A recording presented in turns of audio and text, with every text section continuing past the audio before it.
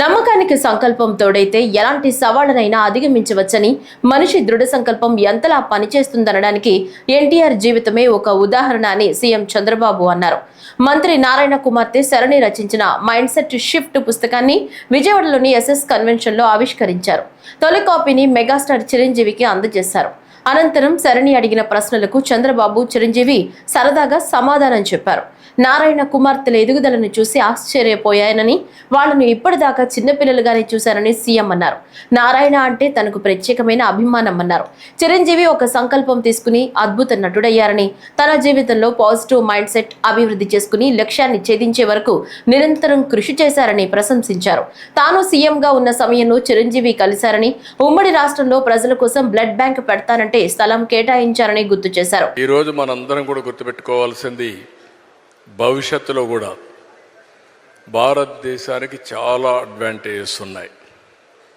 దానికి కారణం మీరు ఒకసారి చూస్తే 91లో ఆర్థిక సంస్కరణలు రావడం, 94, 95 ఆ ప్రాంతంలో ఐటీ ఎవాల్వ్ కావడం, ఫస్ట్ మోర్ అడ్వాంటేజ్ మనం తీసుకోవడం.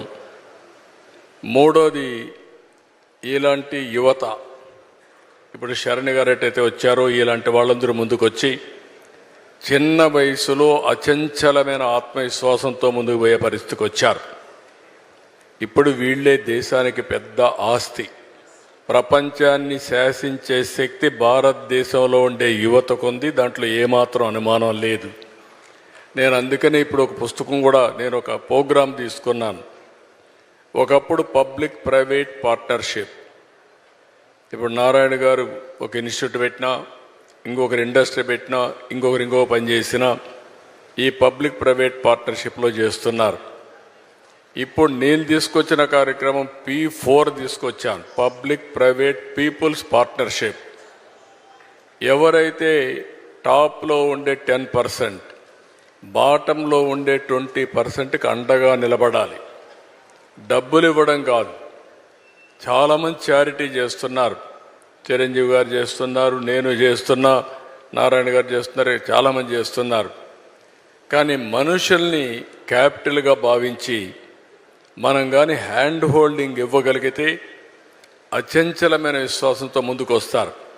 ఈరోజు ఒక మాటలో చెప్పాలంటే, శరణి గారు కూడా చేసే ఈ ప్రజాసేవ, నేను ఇది సర్వీస్కి అని చెప్తున్నా, ప్రజల్ని మోటివేట్ చేయడం, విద్యార్థుల్ని మోటివేట్ చేయడం కూడా ఒక గొప్ప కార్యక్రమం అని చెప్పి కూడా నేను మీకు తెలియజేస్తున్నా. భవిష్యత్ అసెట్స్ని తయారు చేస్తున్నారు.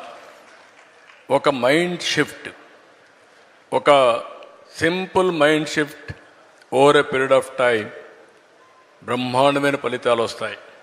అలాంటి ఫలితాలు వచ్చినప్పుడు దానికి ఎక్కడా లేనటువంటి రిజల్ట్స్ కూడా వస్తూ ఉంటాయి.